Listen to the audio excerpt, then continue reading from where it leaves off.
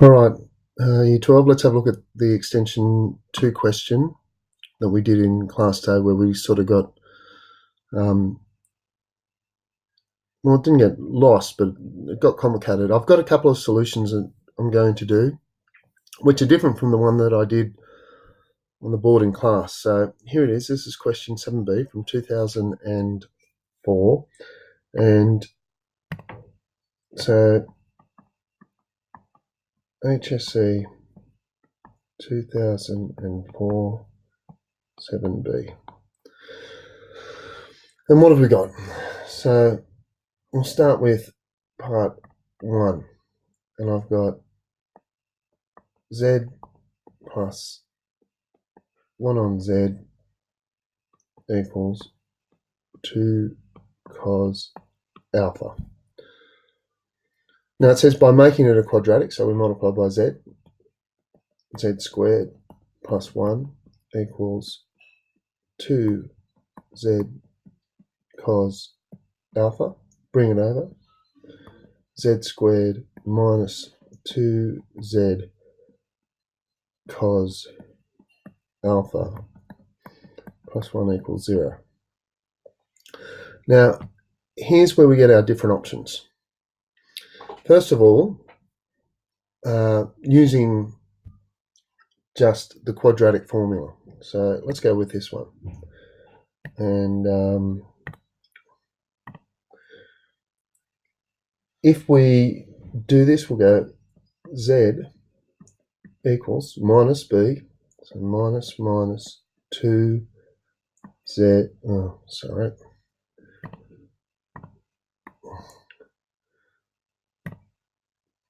2 cos alpha plus or minus square root b squared, well, that's minus 2 cos alpha squared minus 4 times a, 1 times c, 1,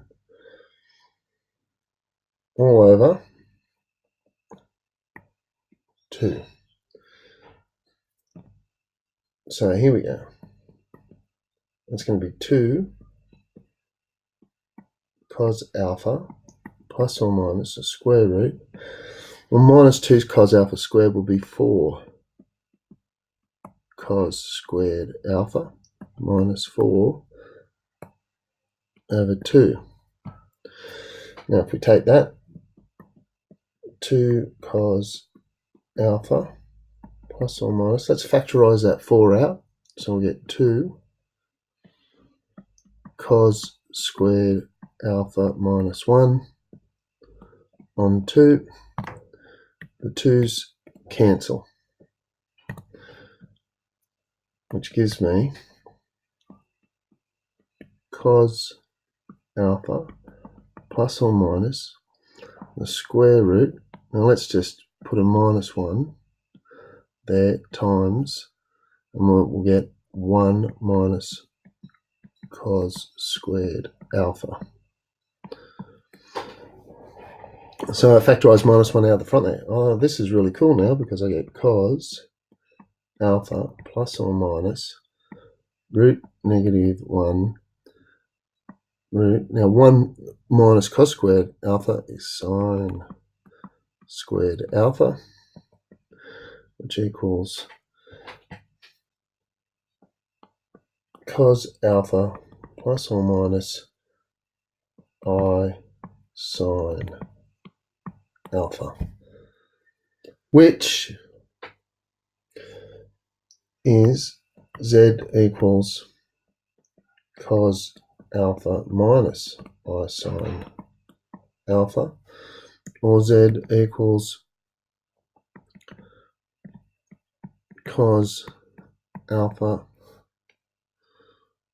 plus I sine alpha. So I've got my 2 roots there, but I know that I want to write them both as plus, so let's look at this one. Z equals, well,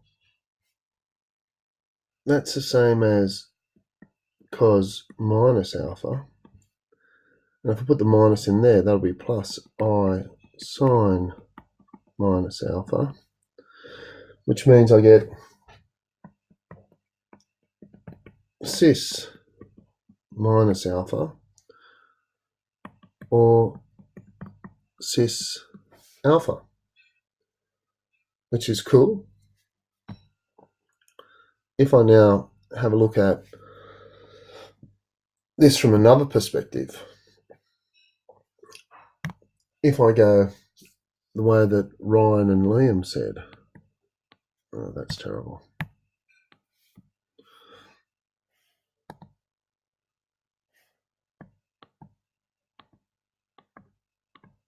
Ryan and Liam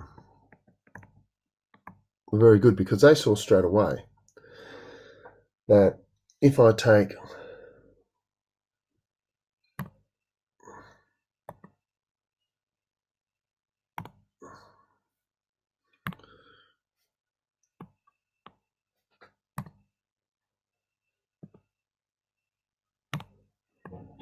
z squared minus 2z cos alpha plus 1 equals 0, I notice here that I've got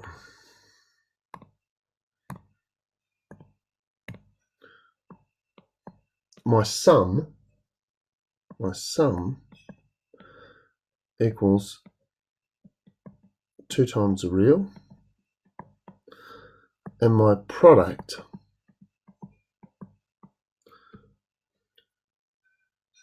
equals 1, which is a modulus of 1. If I'm looking at this, 2 times the real and modulus of 1, well, that's z plus z conjugate, and this is a modulus equal to 1. So that means that it must be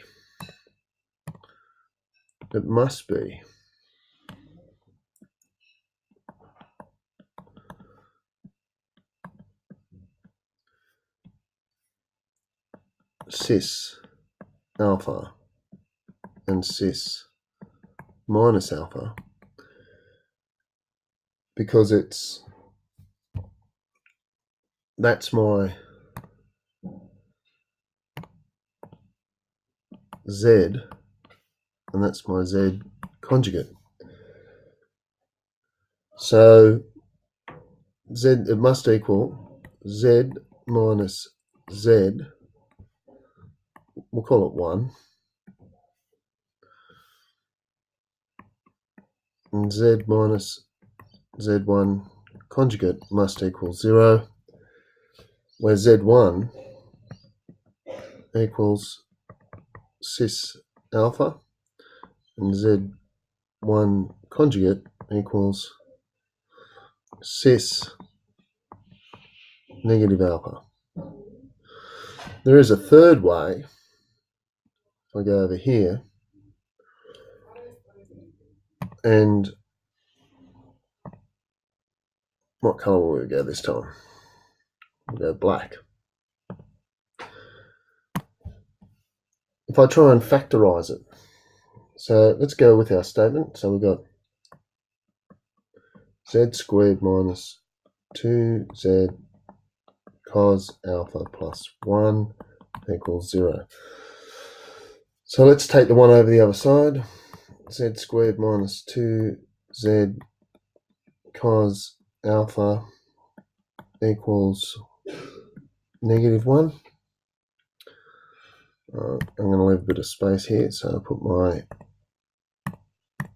negative 1 over here, and I'm going to add to both sides cos squared alpha.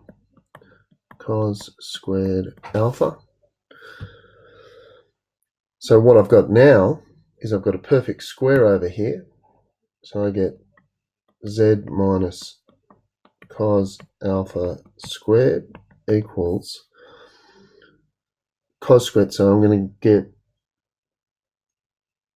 minus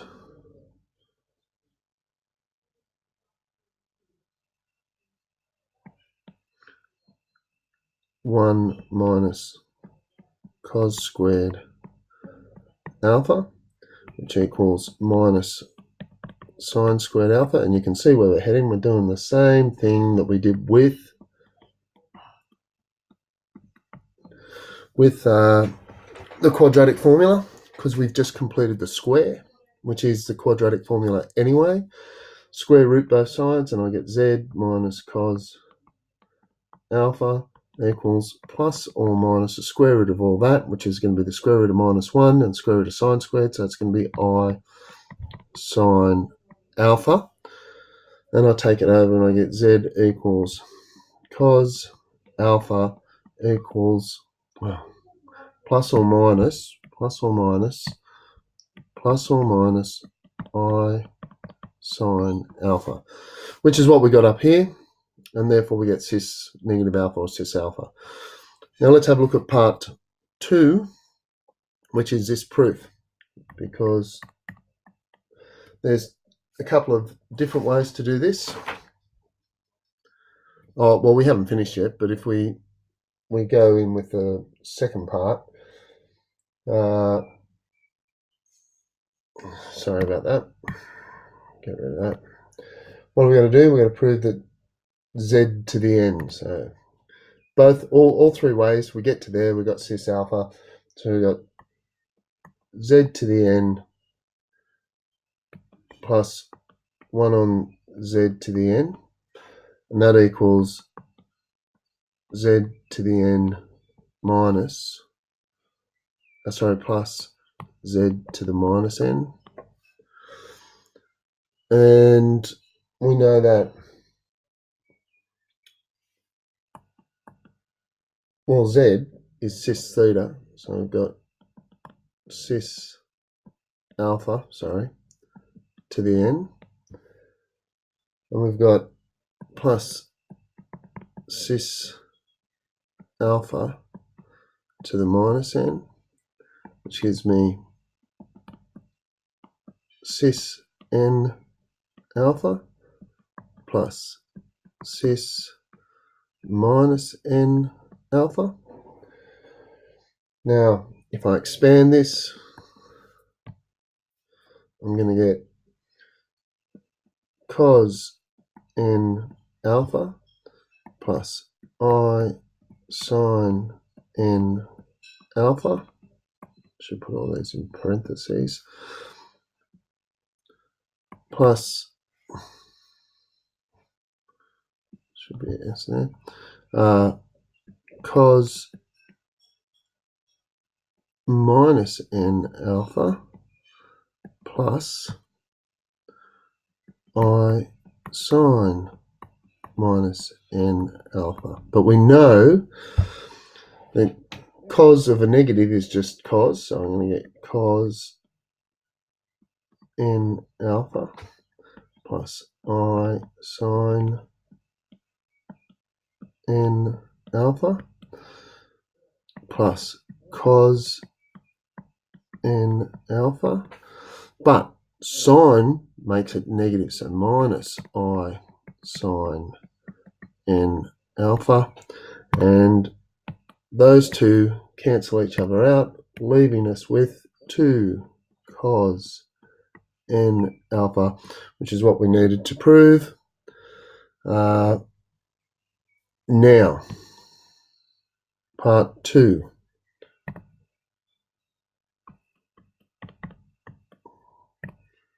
So it's a bit thicker.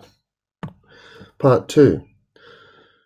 Prove that if omega equals z plus 1 on z, is this not thick enough?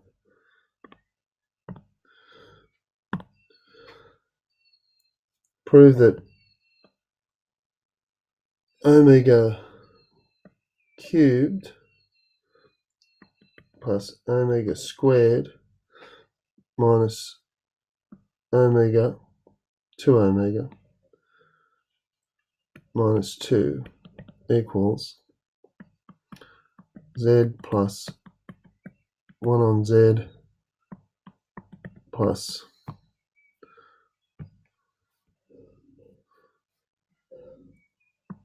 z squared plus 1 on z squared plus z cubed plus 1 on z cubed. So, in my notes, I did that by simplifying or substituting and simplifying the z part, which I can do, but there's a much easier way. If I do this, if I take the left-hand side, on the left-hand side, and I rearrange it a bit, so w omega cubed minus 2 omega plus omega squared minus 2. Factorise out omega out to the front. I get omega squared minus 2 plus 1 outside of omega squared minus 2. And I've already factorised that. I've got omega plus 1 and omega squared minus 2. And if that, but I've got to remember, why isn't this thick enough? Oh, that's better. But omega equals z plus 1 on z. So let's substitute that in.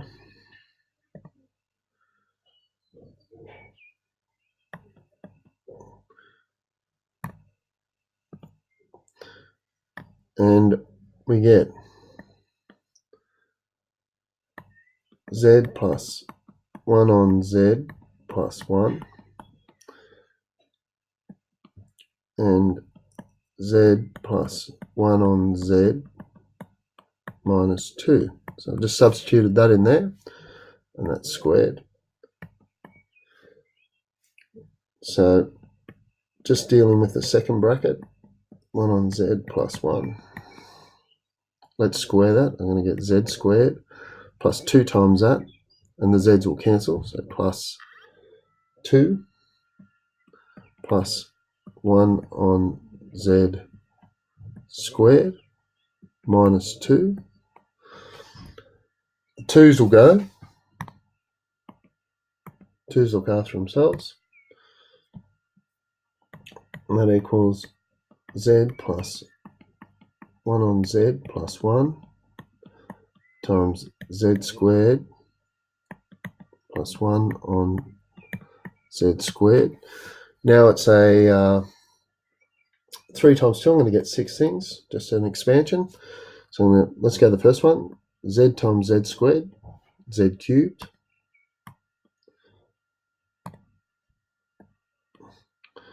Z times 1 on z squared, so plus 1 on z.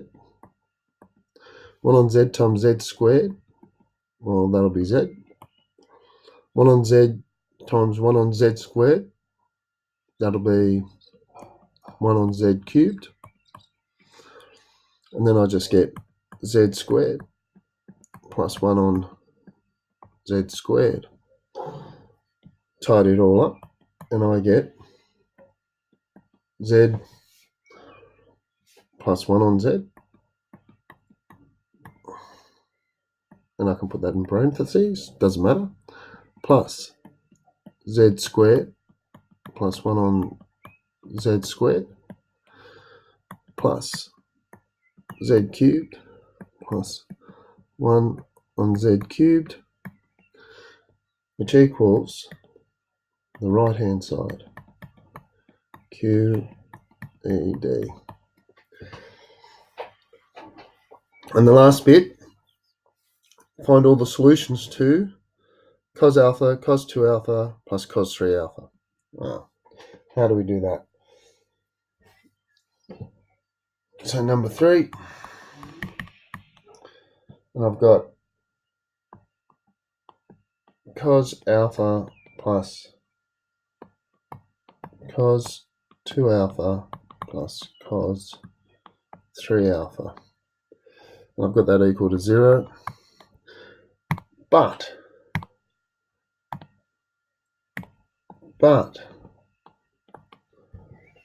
well, not but, using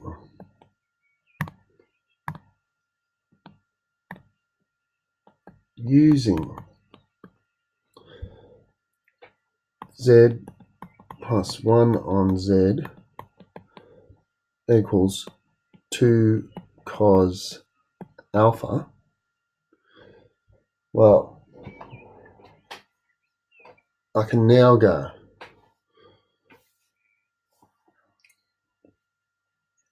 z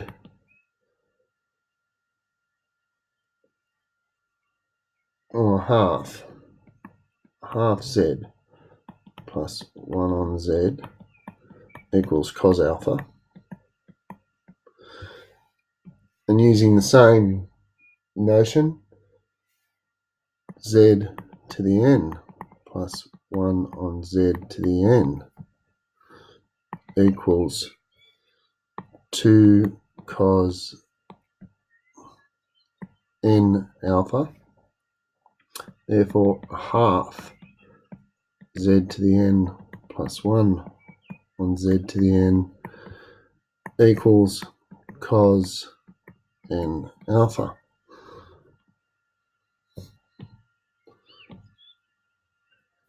So now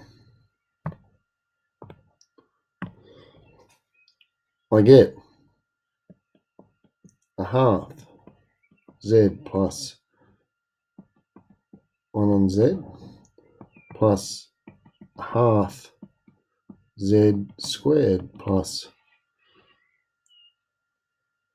1 on z squared plus a half z cubed plus 1 on z cubed equals 0. Multiply everything by 2, and I'll just get z plus 1 on z plus z squared plus 1 on z squared plus z cubed plus 1 on z cubed equals 0. And we just proved that that equals omega plus 1 and omega squared minus 2 equals 0. We did that up there. Now, that means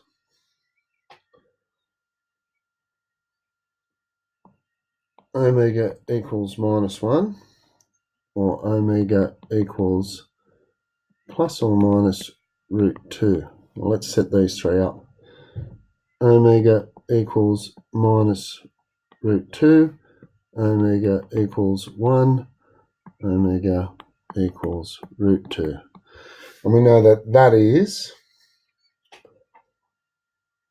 2 cos alpha. So 2 cos alpha from our first bit, 2 cos alpha equals minus root 2, 2 cos alpha equals 1, and 2 cos alpha equals root 2. Please remember that we do know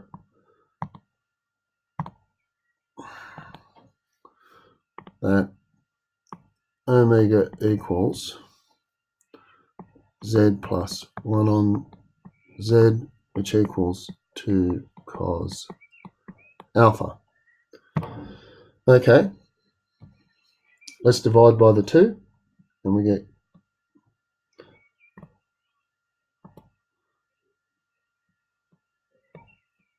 cos alpha equals minus root 2 on 2 cos alpha.